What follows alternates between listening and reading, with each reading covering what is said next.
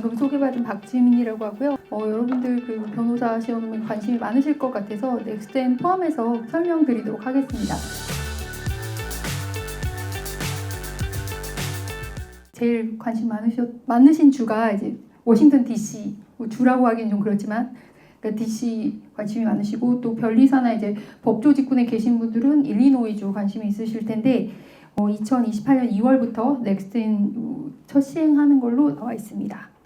그래서 여러분들이 이제 언제 자격이 될지, DC 같은 경우에 바시험 과목으로 26학점 이상 취득해야 되고, 또 법학 관련해서 학점이 83학점, 여러분들 이제 법학사라든가 사이버대를 통해서라든가 아니면 이제 원래 학부 법학사 통해서 합해서 83학점 될 그 시점에 이게 가능하시면 요 넥스텐을 보실 수도 있고, 그 전에 미리 자격이 되시면 제도 바뀌기 전에 기존 방법대로 이제 방식의 시험을 보시는 것도 가능하겠고요.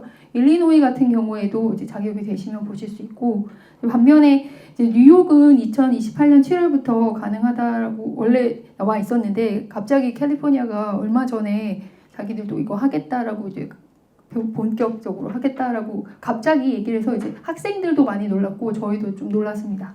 그래서 캘리포니아는 절대 안 바꿀 줄 알았는데, 그래서 저희가 학생들한테 넥스텐이 어떻게 될지 모르니까 그게 부담스러우면 캘리포니아주 시험을 보라라고 많이 권고를 했었는데, 이제 갑자기 캘리포니아도 넥스텐 시험 도입한다라고 해서 이제 이게 대세가 아닐까 해서 이거에 맞춰서 준비를 하셔야 할 것 같고요.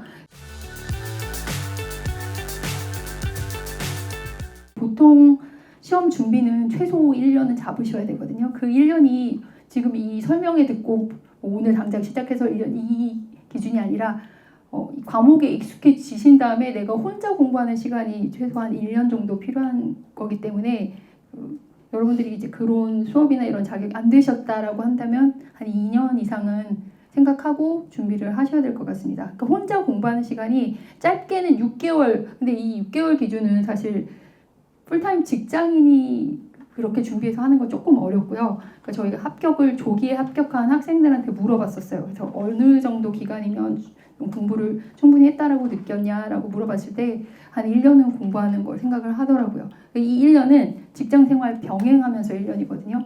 저희 학생들 그 상황을 보면 다양한 환경이 다 다르기는 한데, 보통 이제 평일은 아무래도 퇴근하고 돌아와서 공부를 한다는 게 쉽지는 않아요. 그래도 1시간씩은 하려고 다들 애를 쓰셨고, 그러니까 돌아오신 후에 식사하시고 독서실을 간다거나 아니면 이제 문 걸어 잠그고 이제 가족들한테 이제 방해하지 말라라고 하고 공부를 하시고 그런 식으로 하고, 평일에는 한두 시간, 그리고 주말에는 적어도 한 토요일, 일요일은 6시간씩은, 그러니까 합해서 한 12시간 정도는 그 시간을 따로 빼놓고 공부를 하셔서 이제 그렇게 해서 1년이라고 생각하시면 될 것 같아요. 그 시험에 닥쳤을 때 그 즈음에 한 시험 직전 2, 3개월 그때 집중하실 수, 최소 한 달은 집중하실 수 있으면 좋을 것 같아요. 그러니까 합격하신 분들 대부분 보면 이직을 하시면서 한 달을 비우신다던가 아니면 육아휴직이라든가 기타 휴직 활용하셔서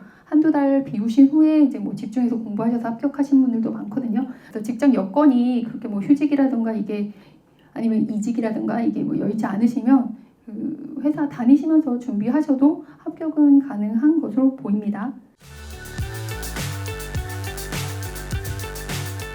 그래서 기존 시험하고 이제 넥스텐 시험 비교 분석을 하자면, 이 넥스텐을 도입하게 된 계기가 이제 그냥 단순히 암기 위주의 그런 legal knowledge 이거를 확인하겠다 요런 거에서 이제 보다 이제 변호사로서 직접 그 법을 적용을 하고 이런 기술을 확인을 하겠다 요렇게 해서 지금 보시면 단순 지식 암기를 지향하고 변호사 실무 업무 수행 능력 평가를 하겠다 이런 취지에서 이제 도입이 된 걸로 나와 있습니다. 근데 NCB 사이트 가셔서 샘플 문제 보시면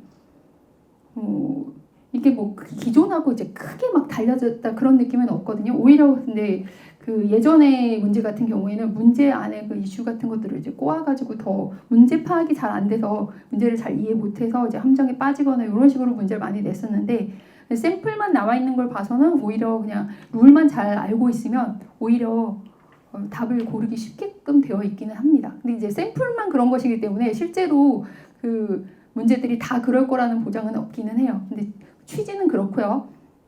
그 다음에 옆에 타임라인 보시면 이제 주마다 도입 시기가 다르기 때문에 여러분이 이제 어디를 보실 거냐, 어느 주를 보실 거냐에 따라서 이제 그거에 맞춰서 준비를 하시면 되는데, 보시면 이제 올 7월에 첫 시행을 했고요. 그 다음에 2028년 7월 이때는 이제 UB를 이제 폐지를 하고 넥스트젠 요 시험을 이제 전면 시행하도록 되어 있고요. 그 중간에 이제 과도기입니다. 그래서 주마다 도입 시기가 다 달라요. 그래서 이게 시험이 이제 어떻게 바뀌어서 어떤 것들이 이제 주로 바뀌느냐를 보시면요. 이제 첫 번째 보시면 이제 과목이 핵심 과목이 조금 줄어들었어요. 예전에는 이제 객관식 과목이 있었고, 그다음에 에세이로만 나오는 일부 과목이 있었거든요. 그래서 공부해야 될 과목이 뭐 한 10개에서 지금 이제 많이 줄어들어서 한 10개, 또 뭐 12개 과목 정도 됐었는데, 이제는 이제 UB 8개 핵심 과목에 대해서 집중 평가 이렇게 되어 있고요. 시험 시간도 축소됐습니다. 지금은 이제 그 6시간씩 이틀 봤었거든요. 그래서 총 12시간 봤었는데 이 넥스텐으로 바뀌면서 이제 첫날 6시간 그리고 둘째 날 3시간에서 9시간으로 줄어들었습니다. 그 점은 좀 장점이라고 할 수 있겠고요. 그다음에 문제 유형이 다양화됐습니다. 지금은 이제 객관식은 사지선다거든요. 근데 이 넥센으로 바뀌면서 이제 사지선다가 주기는 해요. 객관식 200문제인데 120문제로 나오고 그 중에 이제 20개 정도는 채점이 안 되고 지금 200문제 중에서도 25문제는 채점이 안 되고 있습니다. 그다음에 PT도 지금은 사실은 90분 동안 한 문제를 풀도록 해서 이제 2문제가 나오는데 DC 같은 경우에 이제는 PT가 세션마다 하나씩 포함이 돼서 3개 PT를 봅니다. 그러면 이제 PT가 많아지니까 좀 더 부담이 될 수는 있는데 대신 이제 분량이 많이 줄어들었다라고요. 시간이 줄어들어서 한 문제당 PT 한 문제당 한 60분 정도를 배분하도록 되어 있습니다. 3시간 안에 이제 객관식하고 그 통합형 문제하고 PT하고를 그 한 세트를 풀어야 돼요. 그래서 시간 안배를 잘하는 것이 가장 중요하다라고 하고 요번에 학생들의 경험도 그 시간 배분이 조금 어려웠다는 그런 얘기가 있습니다. 왜냐하면 객관식에 너무 많이 시간을 투자를 하면 통합형이라든가 PT에 쓸 시간이 없어질 수 있거든요. 그래서 그 점을 좀 주의하시면서 그 PT 시간을 염두를 해두고 공부를 하는 게 필요할 것처럼 보이고요. 그래서 단순함기지 않고 그거는 확실한 것 같아요. 그래서 룰을 확실하게 숙지를 하고 있는 것이 필요하긴 하다. 그리고 점수 체계도 지금하고 이제 똑같지는 않습니다. 지금은 이제 최저점이 한 200점, 그리고 이제 최대 400점에서 보통 한 366, 이쯤 되면 합격한다라고 보통 얘기를 하는데 이제 500점, 최저 500점, 그리고 만점이 750점 이렇게 이제 좀 바뀌는 것 같아요. 그래서 한 610에서 620점 정도면 합격이다. 주마다 조금 다를 수 있는데 그래서 점수 체계가 조금 바뀌었습니다. 그리고 퍼포먼스 테스트 같은 경우에 보시면 한 문제당 90분으로 구성이 되어 있거든요. 근데 이것도 3시간이 주어지고 2문제가 나오는 거기 때문에 어떤 한 문제에다가 2시간을 투여를 하고 다른 한 문제에 1시간 투여를 하겠다. 그러면 한 문제를 답을 완성을 못하는 상황이 돼버립니다. 이 PT 문제는 그 주어진 지시사항대로 완료를 하는 거, 시간 내에 완료하는 게 가장 중요하다고 보시면 돼요. 캘리포니아 같은 경우는 지금 기존 시험 같은 경우는 에세이 한 문제당 1시간이에요. 지금 UB 같은 경우에, 그러니까 DC나 이런 시험 같은 경우는 한 문제당 30분이거든요. 시간이 배인 대신 이슈를 굉장히 자세하게 다 찾아서 답을 작성하셔야만 점수를 잘 받으실 수 있습니다. 그래서 꼼꼼하게 잘 작성하셔야 돼요.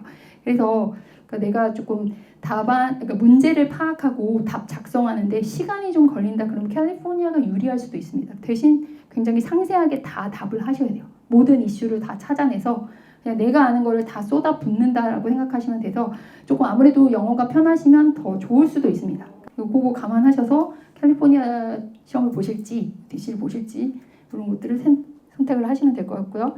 ME는 아까 말씀드린 대로 이제 문제당 30분입니다. 문제당 30분이기 때문에 또 단점은 빨리 문제 파악하고 답을 쓰셔야 돼요.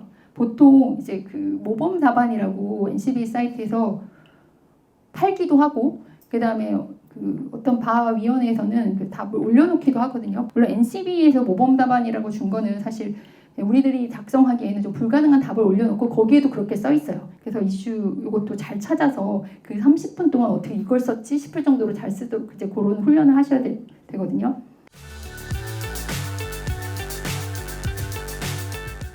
DC 같은 경우는 법학사 학이 필요한데 이게 법학사만으로 83학점을 요구하는 건 아니에요. 그래서 석사과정도 인정이 됩니다. 그래서 법학 과목으로 83학점이 되는지 여부 아직까지는 요구하고 있기 때문에 그걸 보통 저희가 파일로 만들어서 커리큘럼이랑 이제 과목 소개 같은 것들을 쭉 리스트를 작성을 해서 보내요. 그래서 우리 83학점 이렇게 된다.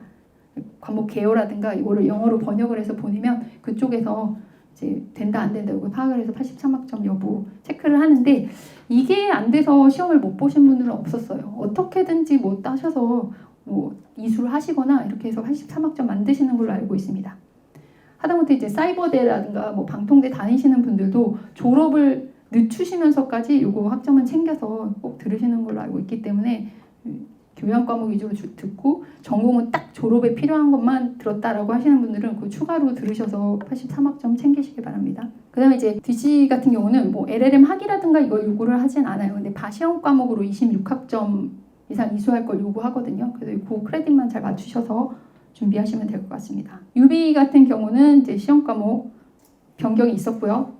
BA 아까 말씀드린 비즈니스 어소시에이션 요 외에는 이제 과목들이 다 사라졌어요. 그래서 준비해야 될 과목이 좀 줄었다는 게 장점이에요. 많이 여러분들이 관심 있으실 워싱턴 DC라든가 일리노이주 같은 경우는 말씀드린 대로 2028년 2월부터 진행이 됩니다. 그래서 이게 싫으신 분들은 이제 빨리 준비하셔서 하셔야 되는데 지금 얼마 남지 않은 상황이라서 여러분 지금 준비가 얼마나 되셨냐에 따라서 이렇게 바로 보실 수도 있고 그 넥스트젠 되기 전에 보실 수도 있고 대부분의 경우에 이제 넥스트젠을 준비하시는 게 맞지 않을까 싶습니다.